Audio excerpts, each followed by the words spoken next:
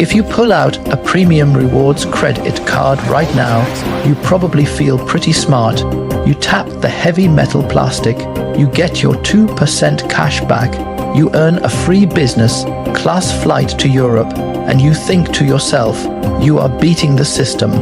But you aren't beating the system. You are just a participant in the most flawlessly executed, legally sanctioned wealth transfer in modern history. A system engineered by a private duopoly that operates less like a technology company and more like an invisible global mafia. Every single time you swipe that card, a microscopic tax is silently levied on the global economy. A tax that doesn't go to building roads or funding schools or fixing bridges. It goes directly to funding the luxury lifestyles of the wealthy, paid for entirely by the poorest people in society. The banks have spent billions in marketing to convince you that your reward points are a gift, a little bonus for being a good customer. But today, we are going to do the brutal math on who is actually paying for your free flight. And once you see the numbers, you will never look at your wallet the same way again. To understand the trap, you first have to understand the mastermind. If you look at the bottom right corner of your credit card, you will likely see one of two logos, Visa or Mastercard. Most people think these are banks. They are not. Visa and Mastercard do not issue credit cards. They do not hold your money, and they do not take on a single ounce of financial risk if you default on your debt. They are something much more powerful. They are pure infrastructure. They are an invisible toll bridge that sits between your money and the merchant you want to give it to. And they have established a total, unregulated monopoly over the physical act of buying things. In 2025, over $130 billion in swipe fees were extracted from American merchants alone. That is not interest. That is not late fees. That is simply the toll charged for the privilege of moving money from point A to point B. If a tech company tried to build this today, antitrust regulators would dismantle them in a week. But because this system was built slowly over 50 years, it became the water we swim in. It became invisible. To truly grasp how arrogant this system is, we have to pull it out of the digital world and look at it in the physical world. Let's do the playground analogy. Imagine a quiet, local farmers market. You have bakers, butchers, and farmers selling their goods. One day, a man in a $5,000 suit walks up to the gates of the market. He looks at the merchants and says, "I have a list of the wealthiest, most eager buyers in the city. I will bring them to your market, but in exchange, I'm going to stand next to your cash register. And every time you make a sale, I'm taking 3% of the total." The merchants say, "3%? Are you insane? That wipes out all our profit. We refuse. We just won't accept your buyers." The man in the suit smiles. "That's fine, but I also own the roads leading to your market. And if you don't agree to my 3% tax, I'm closing the roads. Good luck selling your bread to an empty room." That is not a hypothetical mafia shakedown. That is the exact business model of interchange fees. Visa, Mastercard, and the big issuing banks go to merchants and say, "Accept our premium rewards cards and pay our exorbitant 3% fee, or we won't let our customers shop here." Pay up. Every swipe costs you. I can't sustain this. For a small business, refusing to accept credit cards is financial suicide.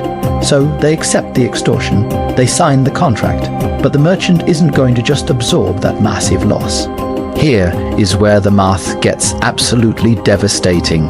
Let's look at the grocery industry. Grocery stores operate on razor-thin margins. After paying for the food, the building, the electricity, and the employees, the average net profit margin for a grocery store is roughly 1.5%.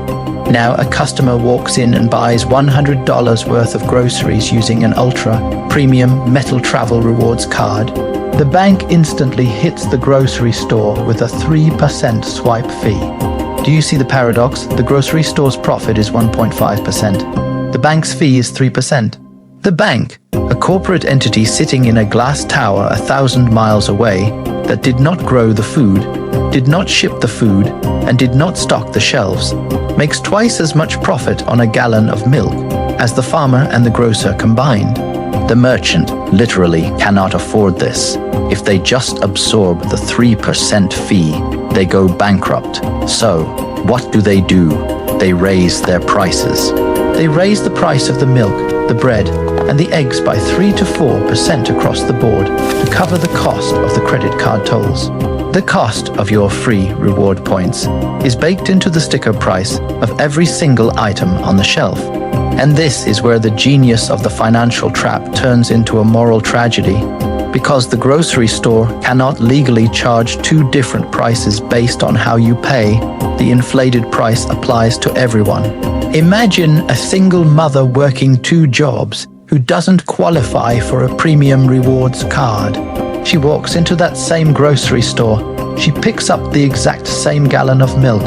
She walks to the register and she pays with cash. Or she pays with a basic debit card that offers 0 rewards. She is paying the exact same inflated price as the guy with the metal travel card, but she isn't getting any points back. Her extra 3%, the invisible inflation baked into her food, goes straight into a massive corporate pool. And at the end of the month, the bank takes that pool of money, skims billions of dollars off the top for their own profits, and hands the rest to the wealthy guy in the form of a first-class ticket to Dubai. This is the reverse Robin Hood trap. Every single time a low-income worker pays with cash, they are actively subsidizing the luxury vacations of the upper middle class. And the banks know this. They engineered it this way. They created a mathematical prisoner's dilemma. If you try to opt out of the system and use cash, you lose. You are paying the inflated prices without getting the kickbacks. You are leaving money on the table. The system forces you to apply for their cards, use their infrastructure, and participate in the extraction just to break even. We live in a world where we argue endlessly about government taxes. We argue about who pays too much and who doesn't pay their fair share. But the greatest tax on the global economy wasn't voted on by a Congress or a parliament. It was silently implemented by a corporate duopoly that managed to privatize the very concept of a transaction. They convinced the wealthy that they were winning a game, while quietly forcing the poor to finance the prize pool. They turned the human necessity of buying food and clothing into a massive, inescapable subscription fee. There is no such thing as a free flight. There is no such thing as cash back. There is only money that was taken from someone who couldn't afford it and handed to someone who didn't need it. The perfect crime doesn't look like a robbery. The perfect crime looks like a reward.